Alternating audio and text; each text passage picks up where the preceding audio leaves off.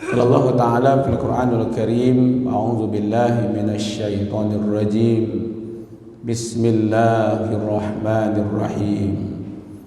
Ulaika ashabul maimanah. Shadaqallahul azim. Terjemahannya dalam Departemen Agama, mereka itu orang-orang yang beriman dan yang saling berpesan adalah golongan kanan. Jadi mereka adalah golongan kanan. Bapak Ibu yang kita muliakan, ulaika, mereka itu sebenarnya kembali kepada kajian kita sebelumnya.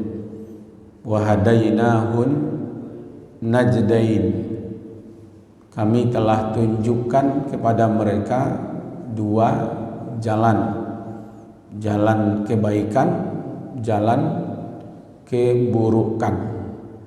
Nah, tempuhlah jalan kebaikan.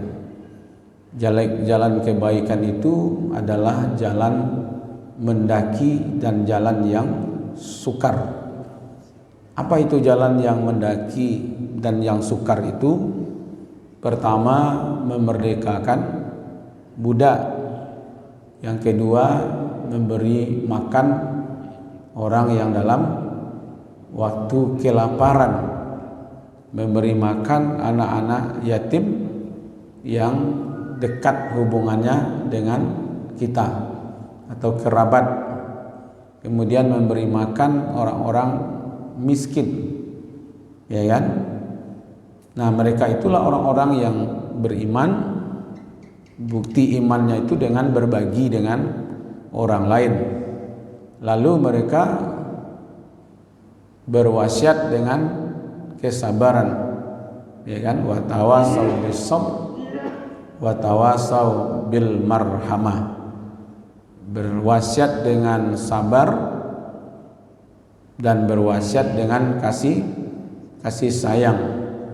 Artinya dia bisa berbagi dengan orang lain, membantu memerdekakan budak, membantu orang padahal kondisinya adalah kelaparan, tapi dia mau berbagi dengan harta yang dia miliki karena ada rasa kasih sayang. Lalu Allah tegaskan lagi di sini, ya kan, ayat yang kita bahas surat Al-Balad yang ke-18 ini, mereka itulah mereka yang menempuh jalan yang sulit.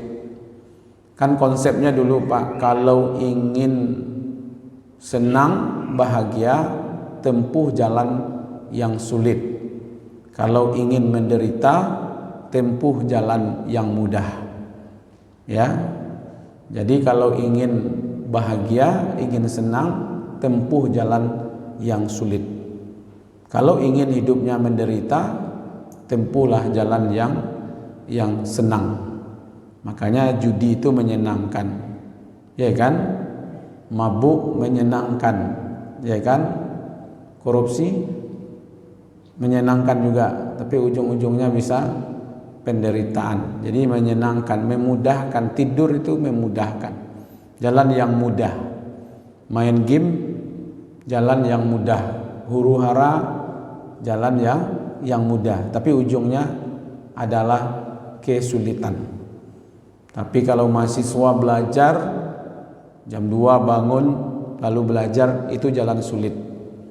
Kita punya harta, berbagi, itu jalan sulit, ya kan? Menghabiskan hartanya untuk memerdekakan budak, jalan yang sulit, karena dia menjadikan budak itu tagak samo tinggi, duduk samo rendah. Dia gunakanlah hartanya untuk itu. Nah, kata Allah, orang-orang yang mau menempuh jalan mendaki dan yang sukar itu, mereka disebut dengan ashabul maimanah. Merekalah yang disebut dengan golongan kanan, ya, ashabul yamin. Mereka yang berada di posisi kanan nanti menerima catatannya pun dari kanan. Jadi ada golongan kanan, ada golongan kiri, ada golongan-golongan gitu, ya kan? Yang hari ini nampak Pak, yang golongan kanan begitu memperjuangkan Islam, yang golongan kiri begitu bencinya kepada Islam. Kan nampak sekarang. Semakin kuat orang memperjuangkan Islam, semakin kuat pula dia membenci Islam. Kata Mahmud Yunus, golongan kanan adalah ahlul surga. Jadi orang yang mau memerdekakan budak, mau berbagi ketika sulit, mau memperhatikan anak yatim, mau memberi makan orang-orang yang miskin, mereka mau berwasiat kesabaran dan berwasiat dengan kasih sayang, mereka itu adalah ahlul surga, ahlul jannah, kata Mahmud Yunus. Jadi golongan kanan itu orang-orang yang berada di posisi kenikmatan yang tinggi. Mungkin hari ini barek Pak, ya kan? Piti kayaknya Allah sudah dicari itu dibagi gitu, ya kan barek itu. Tapi kata ashabul maran yamin atau ashabul marhamah itu adalah orang-orang yang mereka itu yang mau dengan kasih sayangnya, sehingga dengan kasih sayang itu pula lah Allah memasukkan dia ke dalam surga. Hasan atau Hasan Bandung, golongan kanan adalah orang yang beriman. Ya kan? Itu jelas. Golongan kanan itu orang yang beriman. Golongan kiri lawan dari orang yang beriman. Ya kan? Ya, itu orang-orang kafir. Golongan kanan itu adalah orang yang mau berpesan. Ya kan? Menyampaikan pesannya. Jadi tidak cukup dalam agama ini Bapak Ibu. Saya kan sudah ke masjid, saya kan sudah sholat, saya sudah puasa, saya sudah bersedekah, saya sudah membantu orang. Itu kesolehan pribadi. Bagaimana apa yang sudah kita kerjakan itu kita tularkan kepada orang lain yang dekat-dekat dengan kita. Ya kan? Itu yang disebut dengan watawasau bis sabr, watawasau bil marhamah. Kalau dalam ayat yang lain kan watawasau bil haq, watawasau bis sabr. Itu kan? Berwasiat yang hak dan berwasiat dengan sabar. Jadi artinya orang yang beriman dan beramal soleh itu dia mau juga menularkan imannya dan amal solehnya itu kepada orang lain. Ya, itu yang dimaksud dengan mau berpesan. Hasbi As-Siddiqi, ulama dari Aceh, menjelaskan itulah kaum kanan, kaum yang mau menempuh jalan mendaki dan jalan yang sukar. Itulah orang-orang yang beriman, orang-orang yang berwasiat dengan kesabaran, dan orang-orang yang berwasiat dengan kasih sayang. Kan tidak semua orang mau, ya kan, berlelah-lelah, berletih-letih untuk hari ini, ya kan. Pernah saya ceritakan kepada Pak Ibu, ada orang India kakinya satu di Masjidil Haram, ya kan, sholat malam Ramadan bersama imam Masjidil Haram 10 malam yang terakhir. Kakinya cieknya Pak. 10 malam yang terakhir di Masjidil Haram itu pertama sholatnya 20 sampai jam 11, kemudian istirahat, nanti bangun tambah 8 lagi, setelah itu baru 3. Ya kan, orang India ini kakinya satu ikut dia sholat Pak. Ya kan, 20 rakaat di Masjidil Haram kan 1 juz 1 malam. Kaki cie ikut sholat 1 juz 1 malam. Awak kaki awak 2 Pak. Ya nak, tala panjang sih imam sekete. Ya kan? Nah, bukan bahagia, ya Allah, alhamdulillah ya Allah, malam ini imamnya panjang, baca ayatnya semakin banyak amal kami ya Allah, alhamdulillah ya Allah. Cobalah Pak sekali di Jibo situ kan. Mau tahu besoknya carinya pengurus. Pak pengurus, imam yang tadi malam tuh besok iya aja tuh gitu. Ya kan? Begitulah lemahnya ibadah. Tapi orang kan pede mau masuk surga, Pak. Amal sedikit ingin masuk surga. Hidup santai, istri kaya, ya kan? Mertua kaya, istri cantik. Mati masuk surga. Itu konsep yang mana lah kira-kira, tak tahu saya tuh, Pak. Ya kan? Hidup santai, istri cantik, ya kan? Mertua kaya, mati masuk surga. Nah, itu awak yang membuat seorang mensetel kehidupan dunia, ya. Memang bersakit-sakit kan. Kalau istilah dulu berakit-rakit ke hulu, berenang-renang ke tepian. Kini nya peleset, Pak. Kalau sampai tepian awak tenggelam Ustaz gitu. Ya, nah. Bersakit-sakit dahulu baru bersenang-senang kemudian. Ini konsep agama sebenarnya, Pak. Tempuhlah jalan yang sulit kan itu kan. Ya kan? Itu yang disuruh oleh Allah. Maka tempuhlah jalan yang sulit itu. Kata Buya Hamka, orang-orang yang begitu, orang yang menempuh jalan yang sulit itu adalah golongan kanan. Jadi dijelaskan sedikit, nanti kita ini kan menerima catatan amal kita masing-masing. Ya kan? Menerima catatan amal kita masing-masing. Jadi ada yang menerima catatan amalnya di tangan kanannya, ada yang menerima catatan amalnya di tangan kirinya gitu. Kayak orang mau lapor lah Bapak Ibu. Pas nanti kita di akhirat itu diberi catatan, ini catatan detail. Tidak ada satupun yang tersembunyi di situ. Fa amma man utiya kitabahu biyaminih. Ya.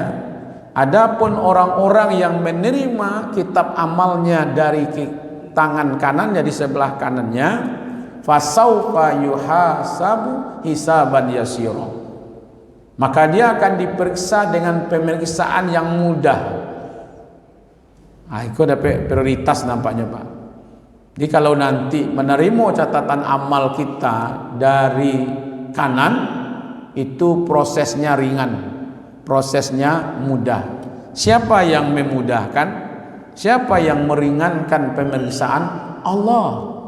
Karena hari ini kita sudah menempuh jalan yang sulit. Jadi di waktu manusia menempuh jalan yang mendaki, jalan yang sulit di dunia ini, maka Allah akan berikan jalan yang mudah, yaitu yuhasabu hisaban yasira. Allah akan hisab mereka dengan penghisapan yang mudah. Ulaika, puncaknya itu sebenarnya adalah ketika mereka mau berbagi dengan orang lain, maka Allah pun memberi kemudahan, yaitu masuk kelompok maimanah. Ya kan? Kanan itu lawannya kiri. Ya kan? Kalau sial lawannya apa? Beruntung. Jadi kalau dikatakan orang yang berada di posisi kanan adalah orang yang beruntung. Orang yang berada di posisi kiri adalah orang-orang yang sial gitu. Nah, pemilik keberuntungan itu bukan orang yang banyak hartanya, Pak. Ya kan? Tapi orang yang mau berbagi dengan hartanya itu. Kata sahabat saya, bisa enggak Ustaz membedakan mana orang kaya, mana orang yang banyak uang gitu. Bukan beruang, Pak. Ya kan? Kalau beruang tuh lain lagi itu, ya. Bedanya orang kaya dengan orang yang banyak uang, katanya kalau orang kaya dia berbagi. Kalau orang banyak uang belum tahu mau berbagi. Itu bedanya. Jadi jadilah orang kaya. Kalau dia punya harta biasa-biasa saja, tapi dia mau berbagi dengan orang lain, sebenarnya dia sudah punya predikat orang-orang kaya. Maka sekali waktu ada tulisan mengatakan bahwa Orang miskin lebih dermawan daripada orang kaya. Yang orang banyak uang itu maksudnya. Kok bisa? Gitu. Ya, ada orang miskin dia punya uang 10.000 Pak. Ya, lalu di sebelahnya ada lagi orang miskin. Dia bayar ongkos 4.000, yang sebelahnya ini nggak punya uang, dia bayarkan pula ongkosnya 4.000. Berapa uangnya sisa lagi? 2.000. Uangnya 10.000. Dia bersedekah 4.000. 4.000 dari 10.000 berapa persen? 40%. Orang miskin punya uang 10.000, rela berbagi dengan saudaranya 40%. Coba kalau orang banyak uang, pamannya dia punya uang 1 miliar, lalu dia berbagi dengan saudaranya seperti orang miskin berbagi kepada saudaranya 40%. 1 miliar 40%-nya berapa? Hah? Hampir ratus juta. Kira-kira ada enggak? Hah?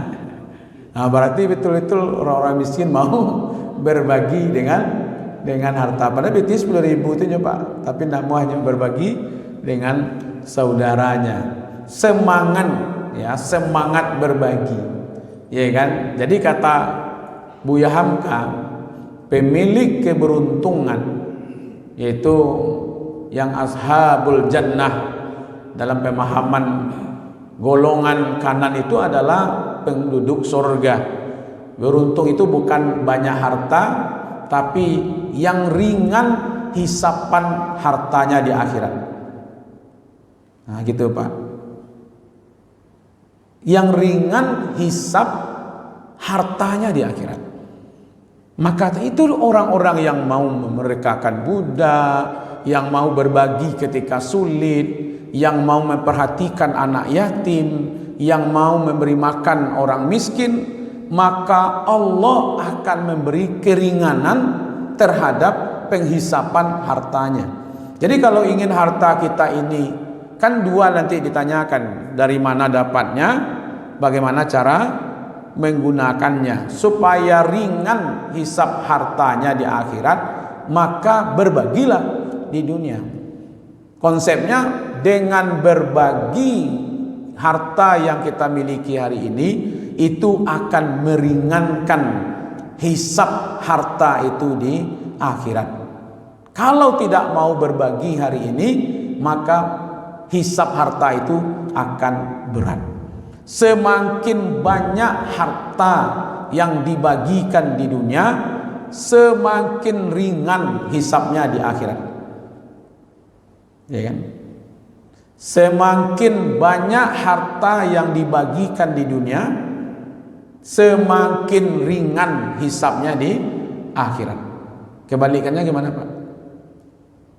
Semakin banyak harta yang disimpan-simpan di dunia, semakin berat hisapannya di akhirat. Kullu nafsim bima kasabat rahina. Tiap-tiap diri bertanggung jawab atas apa yang telah diperbuatnya.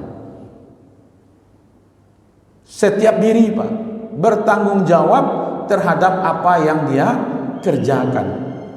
Illa ashabul yamin, kecuali golongan kanan. Golongan kanan itu dipermudah oleh Allah. Ya kan? Jadi dalam surat Al-Mudassir ayat 38-39 itu, kullu nafsin bima kasabat rahina.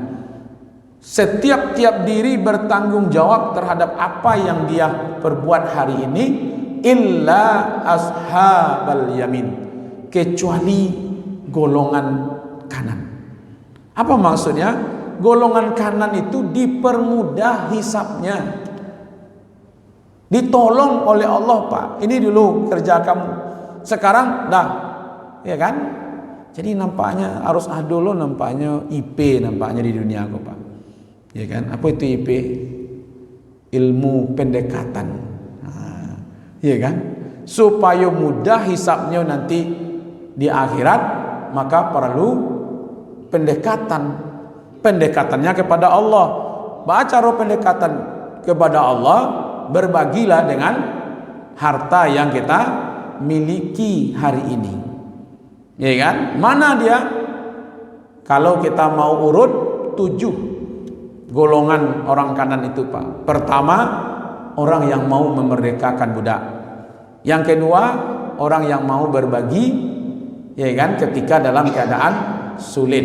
Yang ketiga, orang yang mau berbagi dengan anak yatim, terutama yang dekat hubungan dengan dia. Kemudian orang-orang yang beriman, orang-orang yang sabar, berwasiatkan kesabarannya, dan orang-orang yang mewasiatkan kasih sayangnya. Itulah golongan kanan yang dimaksud oleh Allah, dan keuntungannya adalah mereka akan diberi kemudahan. Bukan hanya di akhirat, termasuk di dunia pun dia akan mendapatkan kemudahan itu. Nah, catatan penting bagi kita bahwa golongan kanan itu adalah golongan yang menerima catatan dari tangan kanannya. Kalau dia menerima catatan dengan kanannya, maka hisab perhitungannya adalah dimudahkan oleh Allah. Kalau dimudahkan hisabnya, ujung-ujungnya adalah surga. Jadi kalau begitu, siapa sesungguhnya orang yang disebut dengan ashabul maimanah? Ashabul maimanah itu adalah golongan yang masuk ke dalam surga. Kalau celik wajah kau bapak-bapak, ibu-ibu, nampaknya lagi kau wajah-wajah kau masuk surga sadonya nampaknya. Di wajah saya dulu enak. Sekurang-kurangnya store wajah saya dulu, Pak. Ya kan? Selamat bapak-bapak, ibu-ibu, mudah-mudahan ada manfaatnya menjadi ulaika ashabal maimanah. Itulah mereka yang menempuh jalan yang mendaki, yang sukar, sehingga dia masuk kelompok atau golongan kanan. Mudah-mudahan